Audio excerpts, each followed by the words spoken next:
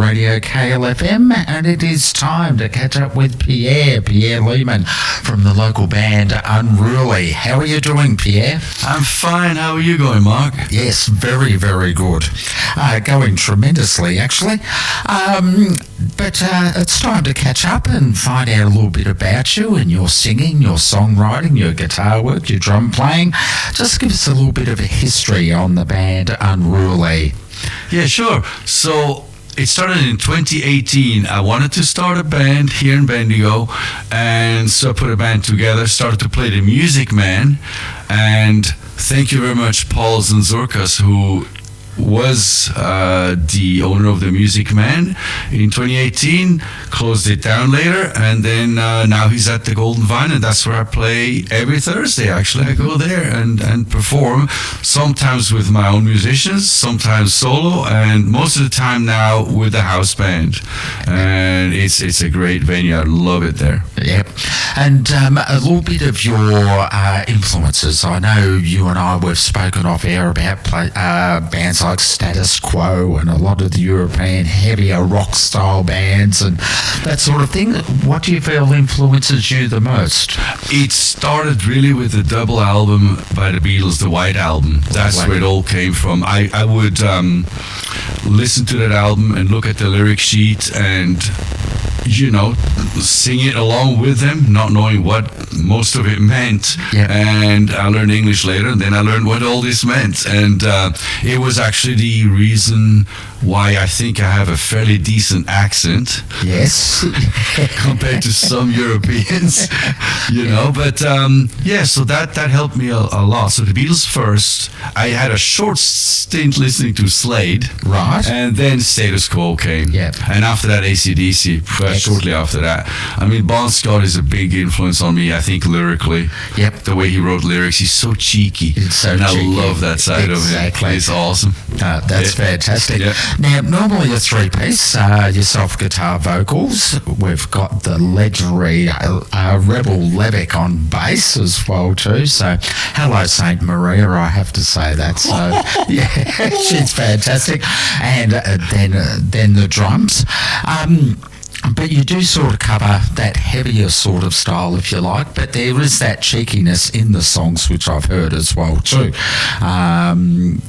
in the past. So you enjoy the songwriting, you enjoy the production, you enjoy the guitar work, but you also enjoy playing live. Oh, live is such a big thing. I do enjoy both. That is so true. I love going to the studio and making a song a reality. It's in your head, and all of a sudden you start doing the drums, the bass, the rhythm guitar, the lead guitars, the vocals, the backup vocals, percussion, and all of a sudden it's a real song. It's beautiful. But what you got to do with that? Yes. Put it online and wait.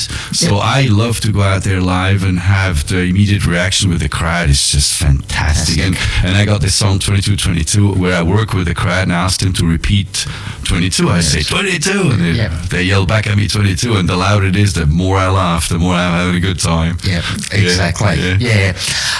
Now, back in your earlier days, you were European. You've lived all over the world, essentially, haven't you? Yes. Do you much performing back in Europe, England? Yes, I was really lucky to get into a recording band that was on EMI Records. They were called Steve Whitney Band in Switzerland, and I started playing drums then. I played drums and guitar and sang right from the get-go, but on stage I was a drummer, and after 6 years I was in a recording band, touring and recording, and I have a vinyl album on my wall in the studio right now. So, Excellent. Well, it's time to have a listen to some Unruly, and the first song we're going to select is a song called Love, Love, Love. Just very quickly, a little bit about that particular song, Pierre. Yeah, Love, Love, Love. So I'm talking in the first verse about being in Paris, the second verse in Zurich, and the third verse in Rome. And there's that cheekiness we're talking about. Yeah. It sounds like a love song, but it really isn't. Right. So the lyrics are always on YouTube or on Bandcamp, and you can check out. I write it in English as well, in parentheses, so people know what the heck I'm saying in the other language. And it's not exactly a love song, really. Right, but it's a fun song. Excellent. Well, let's have a listen. This is Pierre out the front of Unruly, and the song 1, 2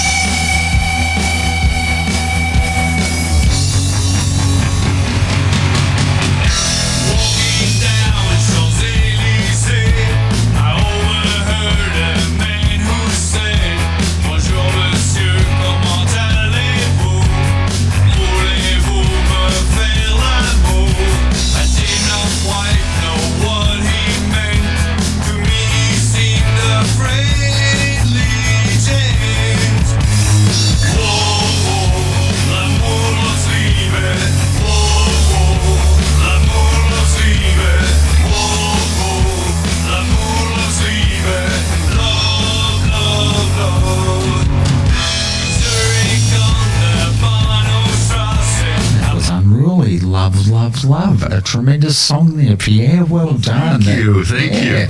And of course, we can find that on programs like Bandcamp, YouTube, all over the place. People just have to search Unruly, which we will spell UNNROOLLE. That is correct. That's it. Exactly. Well done. Now, as I mentioned in the last segment, you're doing some open mic things. You've got the Golden Vine of a Thursday night between 6 and 8. Is that about the times there? They're running from 6 to 8, and I try to be one of the first 2 slots. Right. Okay. Because after that I go down to Castlemaine and I do another one there, and they do it from 8 to 10. Right. Okay. That's at Shed Shakers at Castlemaine. Shed Shakers. Yeah. Correct. So a great way for the people to catch up with Unruly is duck off to the Vine early on a Thursday evening from 6 o'clock, or duck into Shed Shakers after 8 o'clock on a Thursday as well too. So right.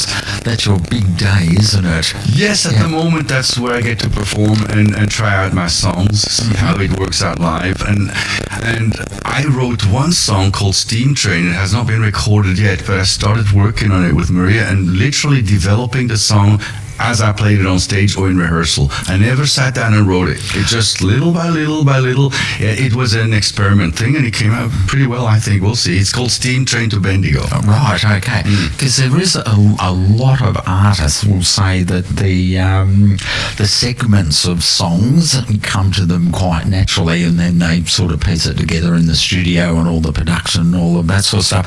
Is that how you find with your songwriting? The ingredients come to you? I do it usually in my bedroom, and then I have, because I play all the instruments and do all the vocals, I have it in my head, or I can hear the song in my head. And so when I go and record it, it's usually already pretty set. And when I go to a bigger studio in Melbourne, for example, I'll record it in my studio 3 times. So I know each section exactly what I'm going to be doing with each instrument.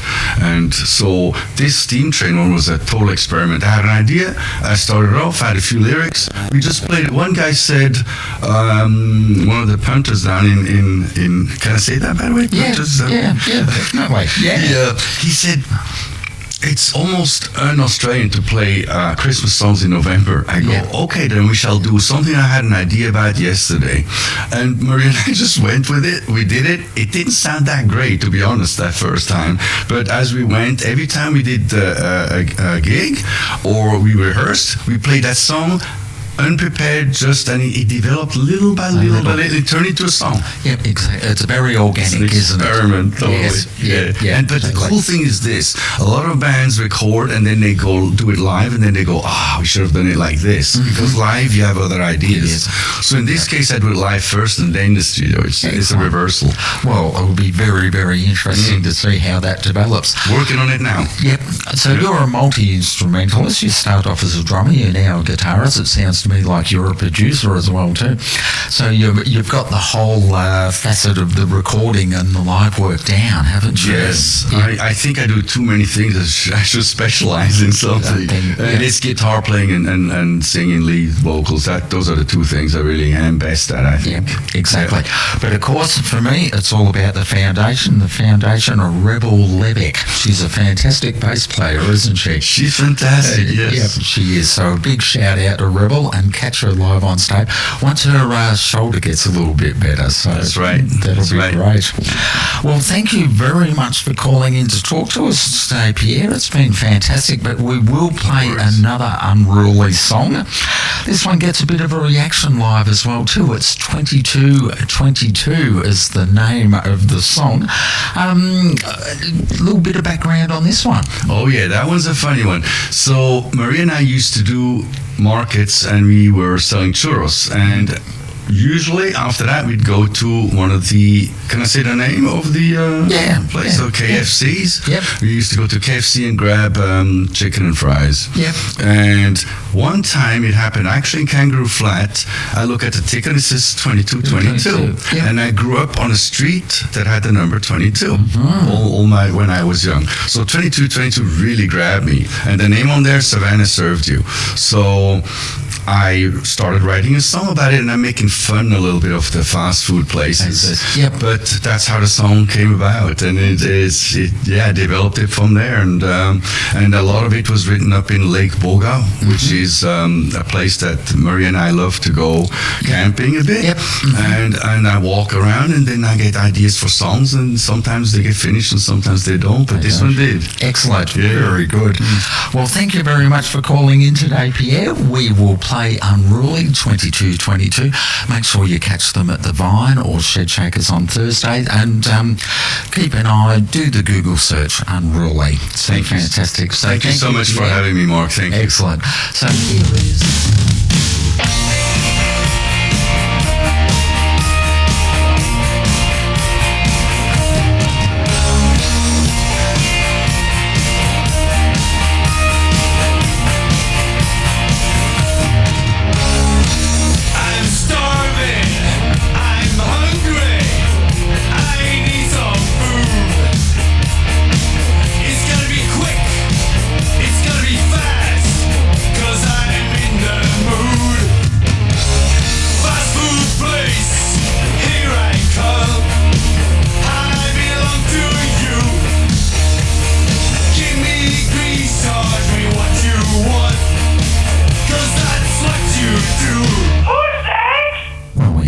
towards news time, 7 minutes to 6. But thank you there to Pierre and Unruly. Certainly great to be able to get behind some local artists as well too. So thanks, Pierre. Big hi to St. Maria and Froggy as well too. So thanks, gang.